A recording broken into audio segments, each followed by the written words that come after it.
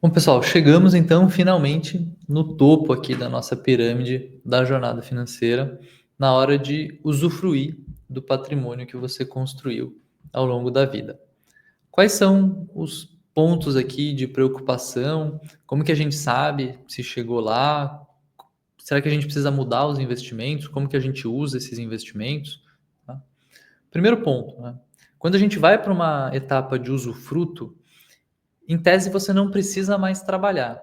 Então você está simplesmente vivendo do rendimento do seu patrimônio. Então, principal preocupação tem que ser manter o patrimônio, né? Conservar o patrimônio. E ter um patrimônio que gere renda, né? Afinal de contas, ele precisa te bancar. Precisa gerar renda e uma renda que seja suficiente para manter o seu poder de compra ao longo do tempo, né? Então, uma regrinha aqui, por exemplo, quando a gente vai para um fundo imobiliário. Fundo imobiliário é um ativo legal para essa etapa da vida. Ele não é um ativo que rende mais no longo prazo, né? A gente viu que imóveis acabam não sendo um ativo que tem muita geração, as ações performam melhor e dívida performa melhor também. Mas ele é um tipo de ativo que te paga recorrentemente, né? Então, pode ser interessante como ativo gerador de renda. Se você tem um imóvel, efetivamente você compra o imóvel, ao longo do tempo você tem a valorização do imóvel, que, como consequência, deve acarretar numa valorização do montante que você recebe de aluguel. Tá? Tem investimento, tem fundo imobiliário que não compra o imóvel e aluga, mas sim ele fornece crédito, né? E quando você tem esse tipo de estrutura, você não está recebendo, você não está tendo valorização do imóvel ao longo do tempo, né? Você está meio que recebendo tudo ali na hora. A mesma coisa acontece se a gente pensa numa aplicação financeira mais simples, né? Então, coloquei no CDI e agora estou recebendo 14% ao ano. Posso usar esses 14% e gastar esse dinheiro? Não posso.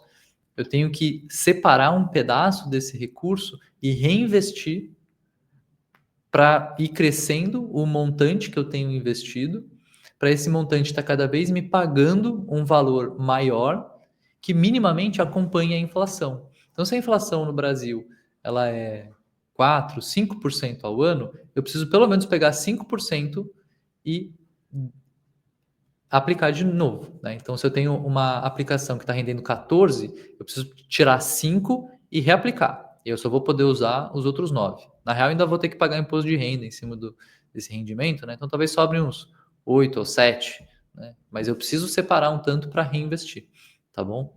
Senão a gente perde poder de compra ao longo do tempo. Uma regrinha que tem aqui no investimento, que o pessoal utiliza muito lá no mercado americano, nos Estados Unidos, é a tal da regra dos 4%. Qual que é a ideia? O mercado americano, quando a gente olha lá as ações, elas rendem, via de regra, algo como uns 8% ao ano em horizonte de tempo mais longo. Então, se a pessoa pegar metade disso para reinvestir, né, para cobrir a inflação, ela pode viver da outra parte, de 4%. Né? Então, se eu tenho um investimento que tem R$ 1 milhão investidos, ele rende 8%, vai ser 80 mil, então eu posso viver com 40 mil no ano.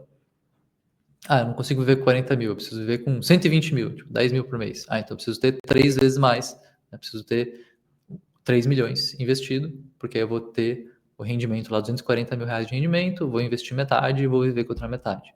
Então, essa regrinha dos 4%, em essência, ela significa que você precisa ter 25 vezes o quanto que você gasta no ano, né, aplicado.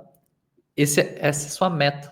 Né? Quando você tem 25 vezes o seu gasto anual aplicado, então você já consegue viver dos seus rendimentos, você já tem a sua liberdade financeira.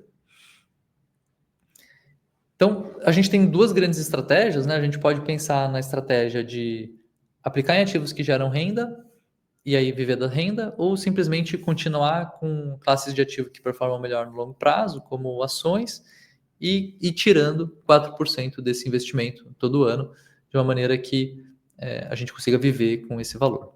Tá? Pode fazer sentido, é algo que alguns educadores financeiros recomendam. Conforme você vai envelhecendo, você vai trocando os seus investimentos, você vai ajustando o quanto que você tem de ação versus o quanto que você tem de dívida, né? A gente tem, quando a gente olha aquelas classes de ativo, eu falei muito sobre a rentabilidade, né? Mas o contraponto disso é o risco, né? O quanto que aquele valor flutua ao longo do tempo. Quando você está mais velho, você não quer ter muito risco, você não quer que um dinheiro que o valor possa flutuar muito, né? Um investimento que possa variar muito, porque a sua preocupação principal é conservação de patrimônio. Então, uma coisa que pode fazer sentido é você ter duas grandes classes de ativos que você olha.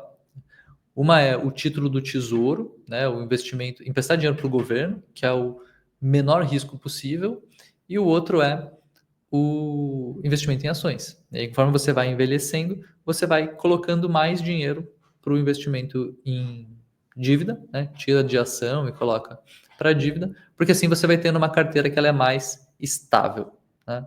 Isso é uma estratégia. Quanto mais avesso a risco você for, menos dinheiro você coloca em ações. Quanto mais tomador de risco você for, mais dinheiro você coloca em ações.